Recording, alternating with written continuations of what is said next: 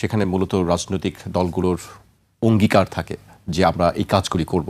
আমি সেই আলোচনায় যাবার আগে আমি প্রথমেই জানতে চাই আসলে ক্ষমতায় কি আসছে, আপনার কাছে কি মনে হচ্ছে? নির্বাচনে খুব অল্প কয়েকদিন মাত্র বাকি। কোন একটি রাজনৈতিক জোট ক্ষমতা আসবে, কিন্তু ক্ষমতা আসা উচিত ছিল আসলে জনগণের। কেন আমি কথাটা বলছি? জনগণের মতামতকে প্রতিফলিত করে ভবিষ্যতের রাজনৈতিক সরকারের যে রূপরেখা, সেই জায়গাতে আমার কাছে মনে হয় যে কিছু কিছু জায়গাতে জনগণ এখন অস্পষ্ট অবস্থানে রয়ে গিয়েছে। অনেক কিছুই আমাদের রাজনৈতিক দলগুলি ব্যাখ্যা করেন নাই। তাদের নির্বাচন পরবর্তী অবস্থান কি হবে এরকম জায়গাতে কিছু কিছু বিষয়ে তারা ধোঁয়াশাপূর্ণ অবস্থান রেখে দিয়েছেন। আমার কাছে মনে হয় যে রাজনৈতিক দলগুলি ক্ষমতায় আসবে আর কি, কোন একটি রাজনৈতিক দল বা জোট। আর ক্ষমতায় কি আসছে আপনি যদি এইভাবে চিন্তা করেন যে বিএনপির নেতৃত্বাধীন জোট অথবা জামাতের নেতৃত্বাধীন জোট, এটা আমি বলতে পারবো না এই কারণে যে প্রথমত প্রেডিকশন মডেল জরিপ বিভিন্ন জায়গায় দেখছি, জরিপ নিয়েও যদি কথা বলেন যে আসলে বিএনপির পক্ষে কথা বলেছে, কিন্তু সবসময় কি জরিপ আসলে ঠিক হয়? জরিপ জিনিস করে আমার কোনো আস্থা নেই, কারণ জরিপের চরিত্র নির্ধারণ করে জরিপের টাকা এবং কারা জরিপ করাচ্ছে তার উপরে। আরেকটি হচ্ছে যে অনেক জরিপ খুবই অদ্ভুত।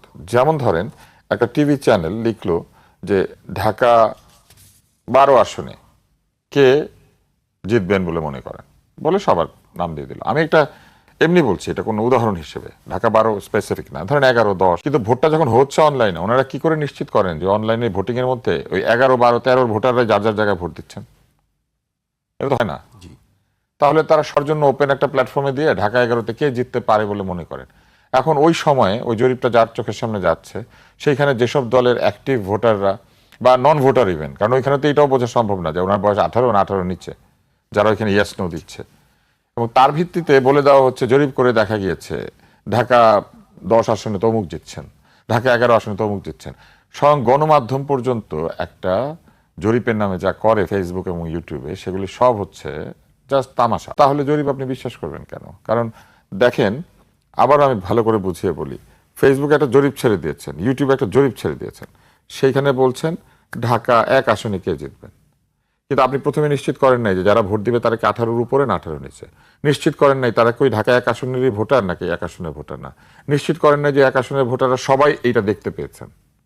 তারপর এটাও নিশ্চিত না যে সবাই ইন্টারনেট ব্যবহার করেন, সবাই ইউটিউব এবং ফেসবুকে গিয়ে এই জায়গাটাতে ভোট দিবেন। না দিলেন কত পার্সেন্ট সেটাও নিশ্চিত করেন নাই, কিন্তু ওইটা দিয়ে নিউজ করছেন এগিয়ে আছেন ঢাকা 1-এ জরিপের ভিত্তিতে অমুক প্রার্থী। এগুলো জাস্ট তামাশা খেলা।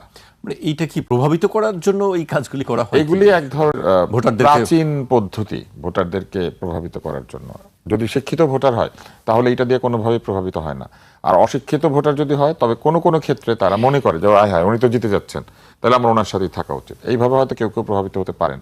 তবে আমার মনে হয় যে এই পরিমাণটা আগের চাইতে অনেক কমে এসেছে, কারণ মানুষ এখন এগুলো বুঝে। জি, আরেকটি বিষয় অনেক জরিপ তো আছে পয়সা দিয়ে করানো হয়।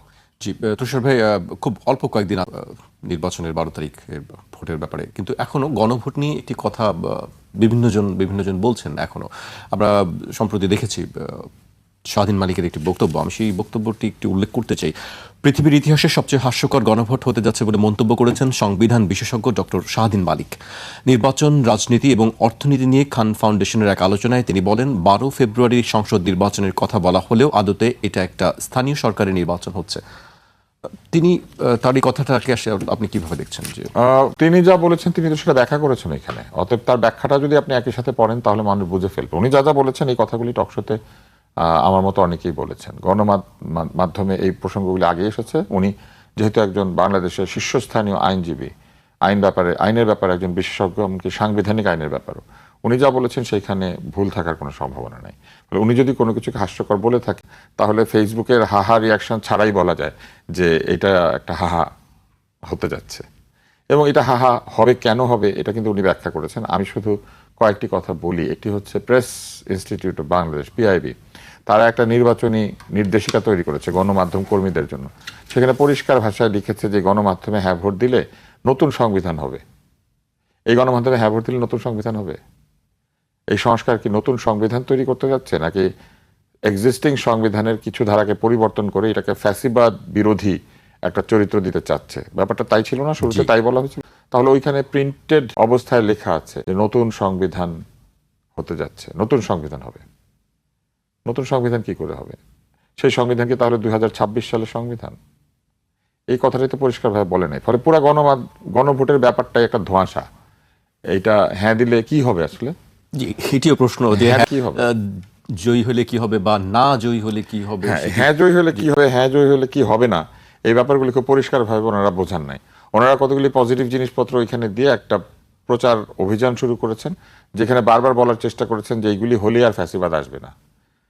আমি একটা টেলিভিশন অনুষ্ঠানে রিলে, মানে সংবাদের রিলে দেখেছি, বাংলাদেশের একজন সুপ্রিম কোর্টের আইনজীবী, সুপ্রিম কোর্ট হচ্ছে বাংলাদেশের সংবিধানকে আপহোল্ড করে, সুপ্রিম কোর্ট হাইকোর্ট হচ্ছে এই সংবিধানকে রক্ষা করে, তাই না, একটা রক্ষা কবচ।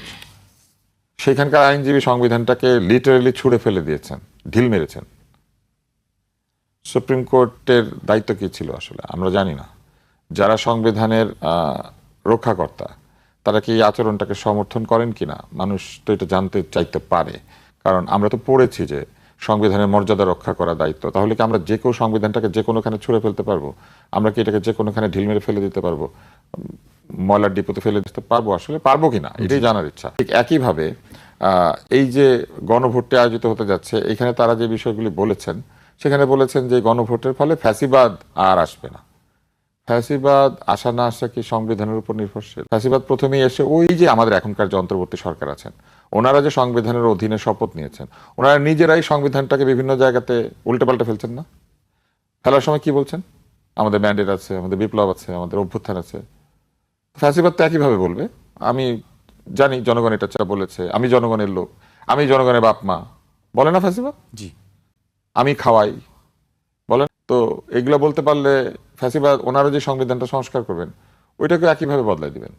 কিন্তু হ্যাঁ ভোটের- সংবিধান জি, দিয়ে ফ্যাসিবাদ আটকানো যায় না। কে আটকাতে গেলে মানুষকে স্বাধীন চেতা হতে হয়, আইন বুঝতে হয়, নিজের অধিকার সম্পর্কে সচেতন হতে হয়। এবং তারপরেও পৃথিবীর বিভিন্ন দেশে ফ্যাসিবাদ এসেছে। এই যে ফ্যাসিবাদ, এটা কি কোনো দরিদ্র দেশে উৎপত্তি হওয়া বিষয়? এটা উৎপত্তি হয়েছিল ইটালিতে। ইটালি হচ্ছে ইউরোপের একটি সক্ষম দেশ ছিল যখন ফ্যাসিবাদ এসেছে। মুজোলিনির হাতে এই ফ্যাসিবাদের সৃষ্টি। ফ্যাসিবাদ সব, এটার আসল উচ্চারণ হচ্ছে ফ্যাসিবাদ, ফ্যাসিস্ট। কিন্তু আমরা এটাকে ফ্যাসি বলি, কারণ দন্তস্ব দিয়ে বানান করার কারণে। বাঙালি বুঝবে না, তাই এটাকে ফ্যাসিবাদই বলতে হয়। ফ্যাসিবাদ বললে আবার এখন লোকে বুঝবে না, ভাববে ফাঁসি নিয়ে কথা বলছি। তো এখন যে এটা ইটালি থেকে আসে নাই, তো কেমনে আসলো? উন্নত বিশ্ব থেকে এটা তৈরি হলো কেন? আরেকজন যে ছিলেন জার্মানিতে, জার্মানি তখন ইউরোপের সবচেয়ে উন্নত দেশগুলো একটা জায়গায় পৌঁছে গিয়েছিল না, শিল্পোন্নত দেশ।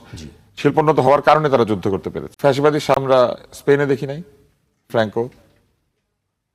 তাহলে এত উন্নত দেশে, আরেকটি এত প্রশ্ন উন্নত আছে, দেশে জি। এটা আসলো কিভাবে? ওনার বিধান বানাতে পারে নাই, সেজন্য এসেছিল? মোটেও না। ফ্যাসিবাদের প্রথম আচরণই হচ্ছে সে সংবিধান ছুড়ে ফেলে দেয়। এখন এই গণভোটে বলা হয়েছে যে গণভোটের কারণে ফ্যাসিবাদ আসবে না।